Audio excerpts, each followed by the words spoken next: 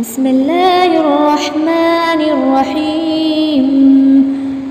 إذا زلزلت الأرض زلزالها